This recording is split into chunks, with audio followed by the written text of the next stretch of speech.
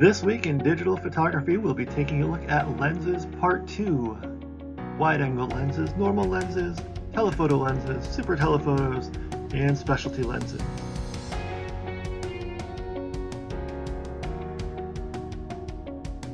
We will start our exploration of lenses looking at normal lenses, and these are lenses that approximate the field of view as seen by the human eye. If you're shooting with a full-frame camera, this would put you at about a 50 millimeter range. If you're shooting with a crop sensor or a DX camera, you'd be looking at a 35 millimeter lens that would put you into this normal range. And that can vary a little bit. It might be anywhere from 40 to 60 millimeters on a full frame camera.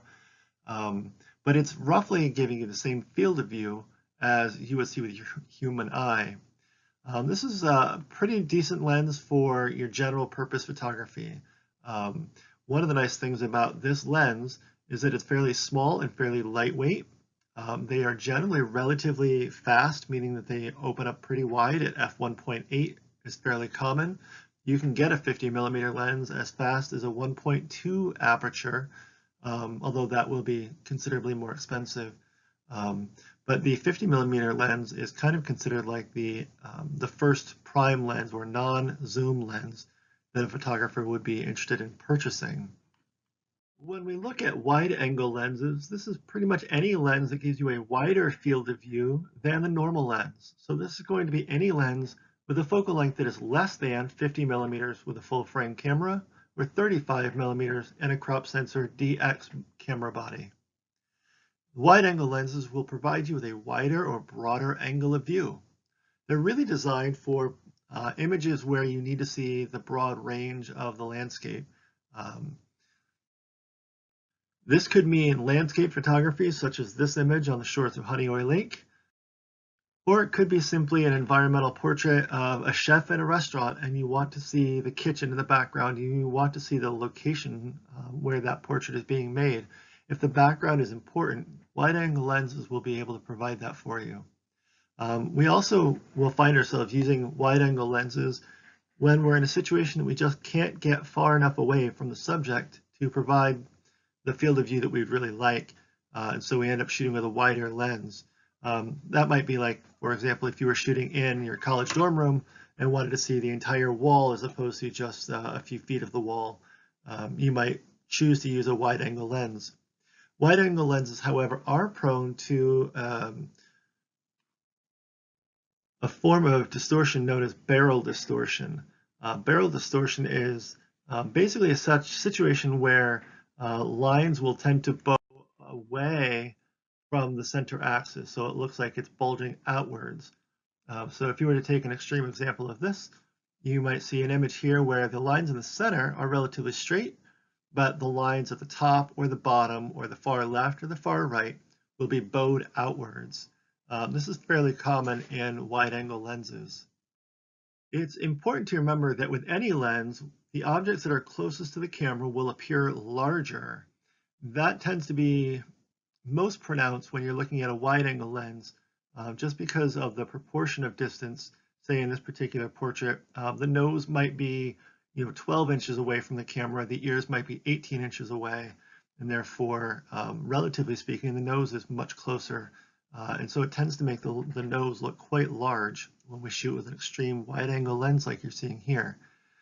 On the right-hand side, when we shoot the same image at 800 millimeters, you don't see that enlarging of the nose. In fact, if you notice, interestingly in this image, because you're far enough away, you're able to kind of wrap your field of view around the head of the subject and the ears become quite pronounced. You'll also notice that when you compare the difference between this 15 millimeter lens and the 800, that the background gets much blurrier when you use a larger lens. An 800 millimeter lens is going to blur out that background. The wide angle lens will give you a much greater depth of field. So you'll see all of the things in the background, whether you want to or not. On the other end of the spectrum, when we look at telephoto lenses, we're looking at any sort of lens with a focal length of longer than 50 millimeters on that full frame camera or 35 millimeters on the crop sensor camera. Telephoto lenses are known for giving a magnification rate that kind of feels like you're looking through a pair of binoculars. It's going to enlarge the image in your viewfinder. We use these typically when we want a tighter composition, where you don't want to see all the background maybe, or you want to be able to reach out and see something that's further away, and you want to fill the frame with an object that is further away.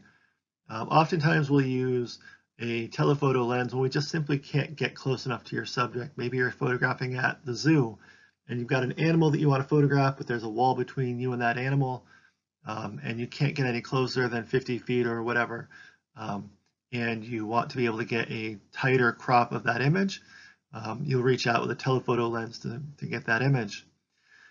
Telephoto lenses do tend to be slower in the fact that they don't have as large of a widest maximum aperture. So you might see with a telephoto lens a maximum aperture of f5.6 or f6.3. Anything larger like that, larger numbers, smaller aperture means it's going to take longer to create the exposure. It is worth noting that telephoto lenses tend to be a bit more expensive than your normal lenses. Generally speaking, the longer the lens, the more expensive that lens will be.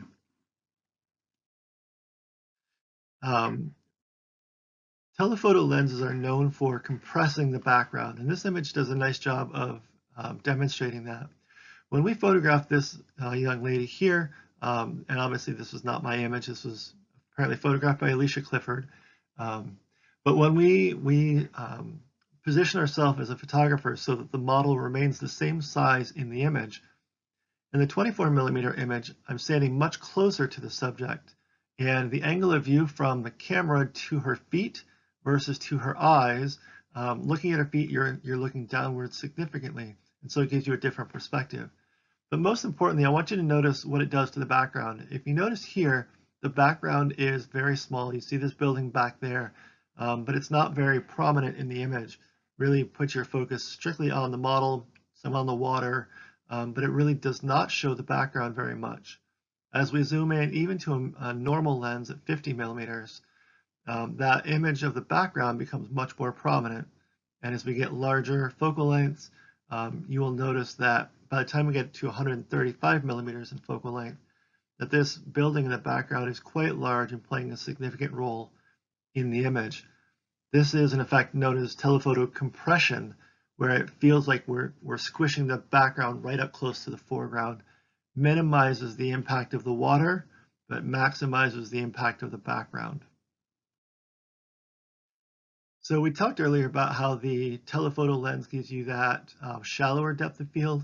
This is fairly common in portrait photography. In most portraiture, we avoid a wide angle lens like this because we don't want the nose to be so extremely large that it distorts the image. And generally speaking, we try to get a blurry background so that it's not providing distractions and other things to look at, like this big tree, this garbage can, this big open expanse of sky. We try to avoid that. So in portraiture, we tend to shoot anywhere from 85mm on up. We'll do a nice job in portraiture to be able to blur out your backgrounds and give you that shallower depth of field. Once we get to longer than, say, 300mm, we're looking at a category of lenses known as super telephoto lenses. These are going to give you a much higher magnification rate. For example, I shoot a lens that is a 150 to 600mm zoom. That 600mm zoom gives me the equivalent effect of, say, shooting through a 12-power binocular. So it gives me a much greater reach. So I can shoot images like this saw-whet owl. I can shoot this at probably 50 feet away and photograph this owl who is only about 6 inches tall and still be able to mostly fill the frame with a very small owl. We see the super telephoto lenses used most heavily in sports and wildlife photography, largely because these are two genres of photography where you just simply can't get very close to your subject in most circumstances. Also bear in mind that super telephoto lenses do tend to be even slower than a telephoto lens. They will tend to have smaller maximum aperture just because of the physical size of their lens. They do tend to be expensive They tend to be large and they tend to be very heavy. Um, it's not unusual for, say, a 150 to 600 millimeter lens. Could well be anywhere between $1,400 and $2,500 for the lens. Um, and obviously, when you're using a lens that large, you're also going to be required to use a tripod to hold it steady. And the lens itself will be equipped with what they call a tripod collar, which is a ring on the lens that allows you to mount the lens to the tripod instead of the camera body. That's really important because if you try to mount a camera body onto a tripod and then put this big, massive, heavy lens in front of it, there's a really good chance that the weight of the camera lens will actually pull the mount right off of the camera body. And so you'll see tripod collars on lenses that are significantly larger than 300 millimeters.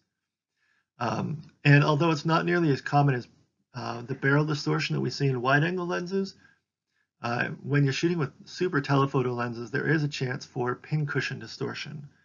And if you remember when we looked at barrel distortion was where the lens bulged out from the middle. Pincushion is the exact opposite, where it feels like those lines are converging into the center instead of away from. This would be an example where you see the top edge of this garage door seems to be bowed in, and the bottom edge seems to be bowed up. We see a little bit of on the left and the right sides as well, where they seem to bow just a bit. That is an example of pincushion distortion. Now, so far we've been talking about prime lenses. Prime lenses are lenses that do not zoom. So you might purchase a 35 millimeter lens or a 50 millimeter or a 75 millimeter lens. Zoom lenses try to give you some flexibility. And so they will give you the ability to cover a range of different focal lengths in one lens. So if we look at this particular camera here, this lens, this is a 17 to 55 millimeter zoom lens. What that means is that I can shoot this lens anywhere from 17 millimeters all the way up to 55 millimeters. They are really prized for their convenience, so that as a photographer, I can carry one lens instead of 3 or 4 different lenses. It makes my bag lighter and easier to carry. It also means that I will spend less time switching lenses as I'm shooting in the field. When zoom lenses first came out, they were considered to be a pretty big sacrifice. It was nice to be able to carry one lens instead of 4, but at the same time, the image quality just wasn't as sharp in a zoom lens as it was in a prime lens or a fixed lens. That tendency has really diminished at this point, where zoom lenses are really quite sharp, and although there may be a slight fall off, the vast majority of people will never notice the difference between a good quality zoom lens and a prime lens. We'll start to talk a little bit about some specialty lenses here. There's just a few different categories of specialty lenses. The most common specialty lens that you'll find on the market is what they call a macro lens or a micro lens. And this is just simply a lens that will allow you to focus closer than what that focal length would normally focus. So for example, I have a 105 millimeter macro lens, and when I shoot it on traditional mode, it might give me a minimum focusing distance of 3.5 feet, for example. When I slip it into macro mode, however, I can actually focus close enough that I can fill almost the entire frame with this pair of wedding bands. This image was probably shot with a distance of around 12 to 14 inches in distance. So it allows that much closer focusing than a traditional lens. We tend to use this a lot in nature photography, where you're trying to get up close with insects or flowers or textures of bark, things like that. And then also wedding photographers tend to use macro lenses quite a lot to be able to capture some of these fine details of the wedding. Macro lenses do tend to be a little bit more expensive than a traditional lens of the same focal length, but not exorbitantly so. It's worth noting that there are options out there if you want to get into macro photography that don't require you to actually spend all the money to buy a macro lens. There are options for things like teleconverters, sorry, not teleconverters, but extenders. And these extension tubes will basically link between the camera body and the lens and effectively allow you to focus much closer.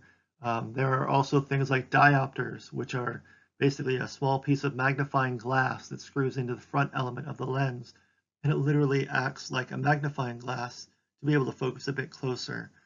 So both extension tubes and diopters are relatively inexpensive options if you're interested in exploring macro lenses without spending $1,000 or more to buy a dedicated macro lens. We'll take a look at curvilinear fisheye lenses. Fisheyes are designed specifically to be an extreme wide angle that really enhances that barrel distortion.